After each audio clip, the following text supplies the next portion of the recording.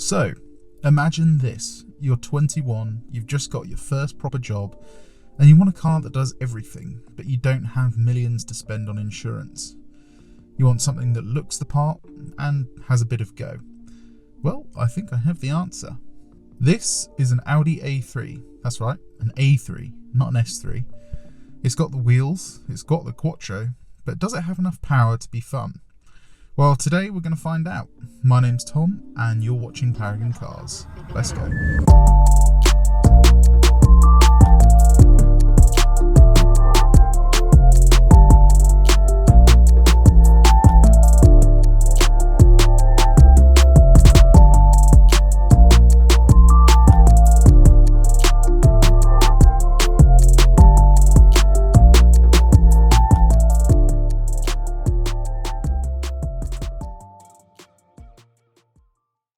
As usual, let's start with the engine. This is actually a very similar engine to the one in the Audi S3, albeit a smaller turbo and a couple of other bits.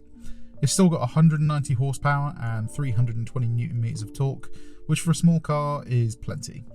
Also, thanks to the Quattro system, it'll get this car to 60 in just 6 seconds. Pretty nippy if you ask me.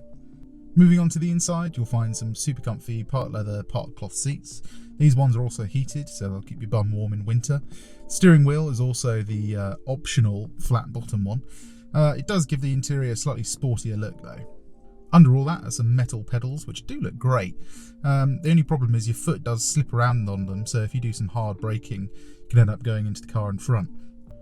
Then moving to the centre of the dash, there's some fancy air vents under an even fancier infotainment screen that rises as you start the car. The climate controls and heated seats are under that, and whilst they're very pretty, it'd be nice to see a max AC button or a sync option. The best thing about this car, in my opinion, is the Bang & Olufsen sound system. Without a doubt, the best sound system in a car of its class. Moving into the back, there's just enough room for an adult here, about the same as a Mercedes A-Class or 1 Series. Maybe a little bit more legroom, but because this is the saloon, you don't get quite as much headroom as you do in the hatchback. Quality is the same as the front, so very good. The boot, believe it or not, is 60 litres bigger than the hatchback, making this 425 litres in size. Of course, because of the shape, you won't be putting any household appliances in there, but there's plenty of room for 3 large suitcases and 5 smaller ones. Okay, now we've had a look around the car, let's take it for a drive. We're going to do some driving around town, on the motorway, and finally on some good B roads. This car's 4 years old now, so let's see if it's as good as it was when it was new. Okay, so we're driving the 2017 Audi A3 Quattro. This is a very rare spec car, so today we're going to find out whether it's just as fun as an Audi S3 or if it's just a normal A3 with 4-wheel drive. Obviously you've got less power, but the S3 is kind of like a comfortable hot hatch. It's not like a Focus RS or anything where it's super souped up, so it'll be interesting to see how this fares around some twisty roads, and see what kind of MPG we can get as well. Going over those bumps back there, this car has the really rare adaptive suspension option. I couldn't find any other Audi A3s with that option on Auto Trader just now. So it'll be interesting to see how different it feels over bumps. I know S3s you can get the mag ride, and that does make a massive difference to the suspension, but we'll see how this system fares. First we're going to see how easy it is to park.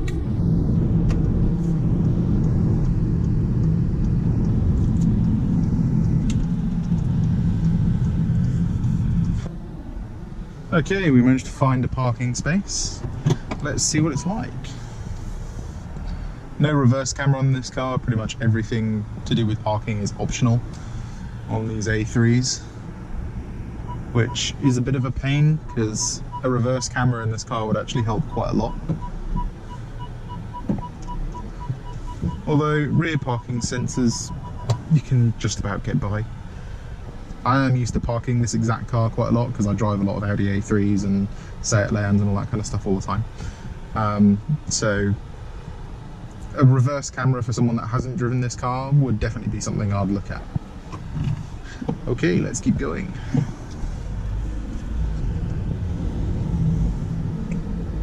Coming out of junctions, this car's fantastic. Really fast shifts from the S-tronic DSG gearbox.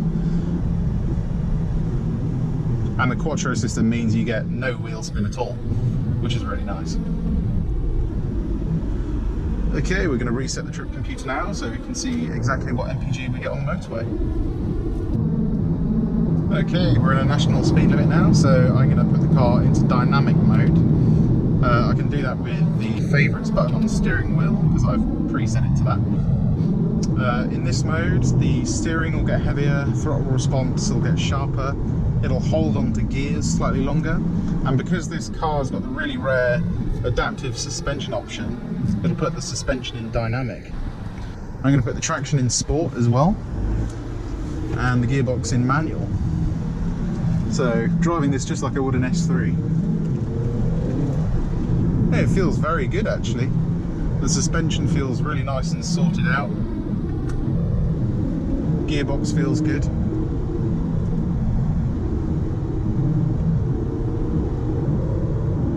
Only thing you're missing out on is the power, but as you can see we're at 70 already. It's pretty good really.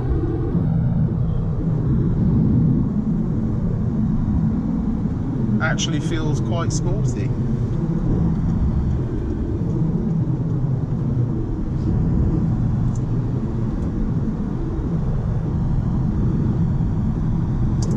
For now we're going to put the car back into efficiency and we're going to do a couple of miles on the motorway and see what kind of MPG we can get. Theoretically, because it's got less power, even though it's the same size engine, it should get better MPG than an S3. Okay, now we're on the motorway. That gives us a chance to talk about some of the other things about this car. Before we talk about that, I've just put the cruise control on 70 miles an hour and we'll see what kind of MPG figure we get over about 15 miles or so. In terms of visibility, it's absolutely fantastic. There isn't really anything in this class that's as good as this car. Obviously apart from the Golf because it's on the same chassis, but compared to the BMW 1 Series and the Mercedes A-Class, this car just has slightly thinner pillars. All round, the visibility in the rear view mirror is really good. Visibility in the side mirrors are also really good as well.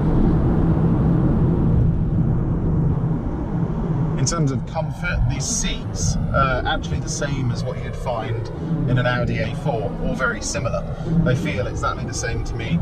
They have loads of space, really, really comfortable. And over a long journey, I don't think you would ever get tired sitting in them. The steering wheel's nice and thin. BMW can certainly learn from that. All the buttons where you think they need to be, everything kind of makes sense. It's also got a flat bottom, which is an option as I mentioned before, but it means it doesn't bash into your legs if you have the steering wheel quite low. In terms of noise, there is pretty much none of it. For a car of this size, it's amazingly impressive. And remember, we're riding on 19-inch wheels in this car. So these wheels are the same as what you'd get in an S3. So absolutely massive wheels. And you're riding on pretty wide tyres as well. We're riding on Pirellis at the moment. But you get almost no road noise, and wind noise is kept to a minimum as well. There is a tiny bit coming from here, but it's certainly the best in its class by quite a good margin. One thing I forgot to mention in the walk around is we've actually got a panoramic roof as well, which is certainly an option I'd look at getting. It adds a lot more light into the cabin, especially if you're sitting in the back. These smaller cars can feel really, really cramped inside if there's not something letting a bit more light in. In terms of interior quality, Audi always gets this right. There's soft touch materials on the doors and on the dash. Everything just has this really premium feel to it. Like all the switches are knurled, they make this really nice clicking sound. Even the air conditioning controls. Everything just feels really, really satisfying to use. One of the nicest options on this car is actually the aforementioned adaptive suspension control. So if I go into our drive select and I go to individual, I can actually select how firm or how soft I want the dampers. We're in comfort at the moment, which is absolutely fantastic, I have to say. It feels like I'm in a much bigger car. It deals with big bumps really well, and again, 19-inch wheels, big tyres, like it's insanely impressive for such a small car. You can leave it in auto. This will analyse your driving style, so obviously if you're on a twisty road, it'll see that it's on that road in the sat-nav, and it'll firm up the dampers slightly when you go around twisty corners.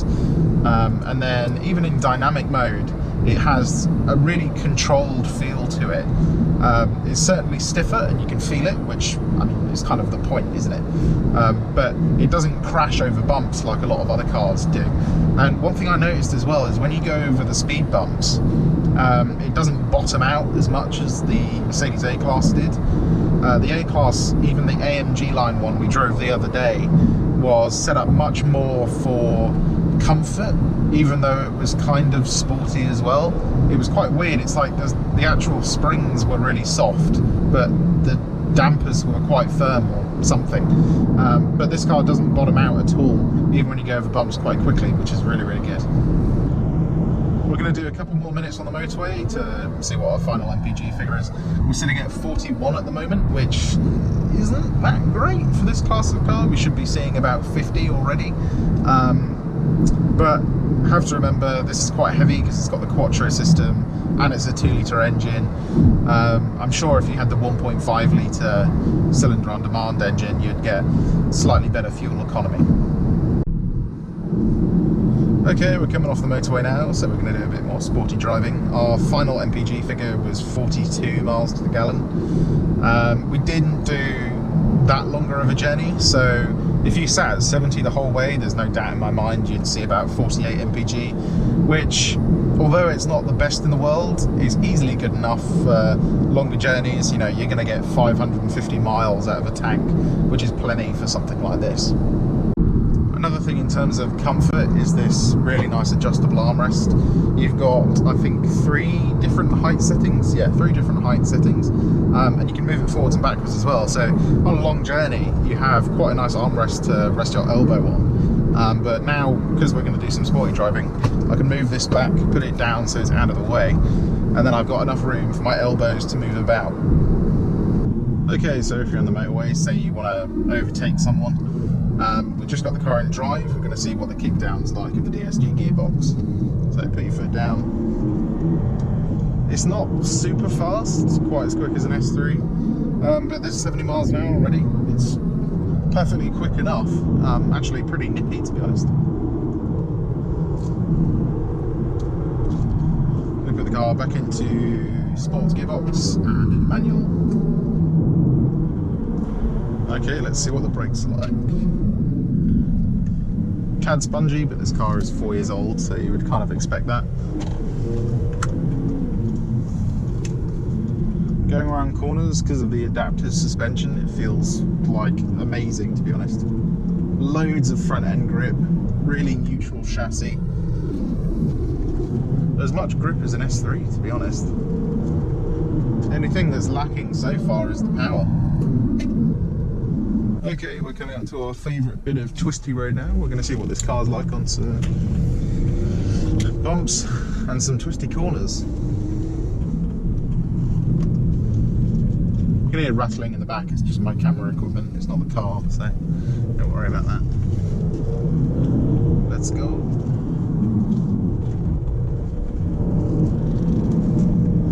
Because this has got less power, you kind of feel slightly more involved in the whole driving experience.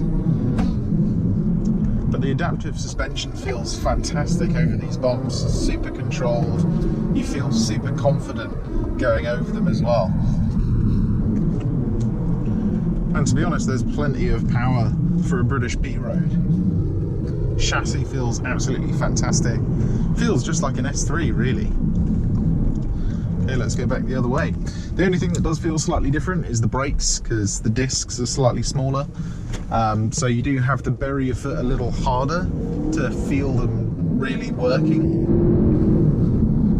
But I have to say, this car is quite good fun, to be honest.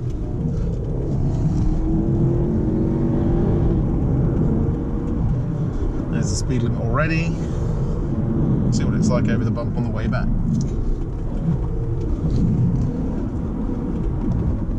Feels absolutely fantastic. I think that's mainly due to the adaptive suspension. It gives you a lot of confidence going around the corners quickly.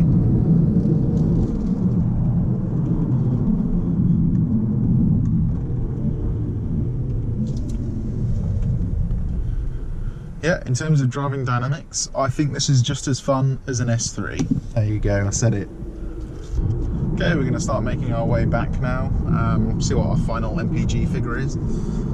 Sitting at 33 at the moment, which is certainly better than what you'd be getting in an S3 after just doing some driving like that.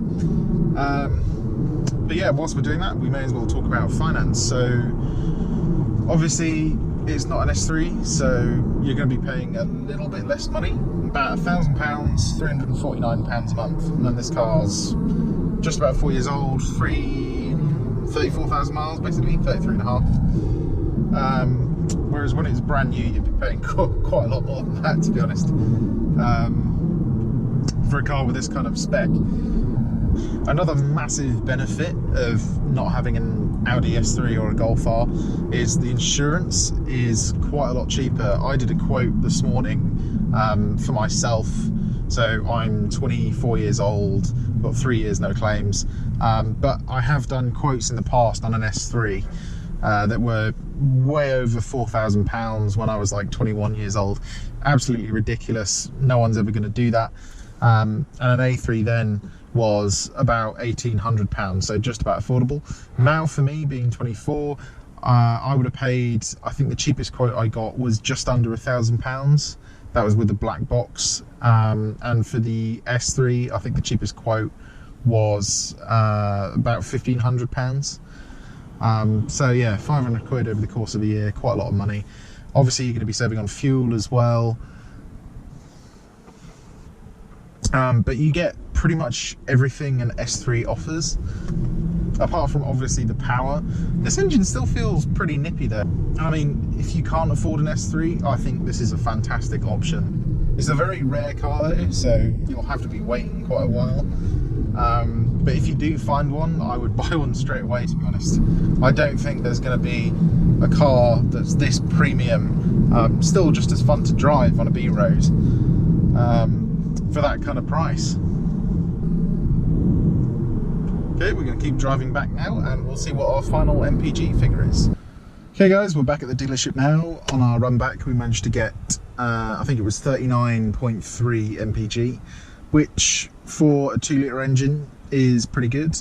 Obviously if you go for the 1.5 you're going to get better fuel economy, but the performance of this is what surprised me the most.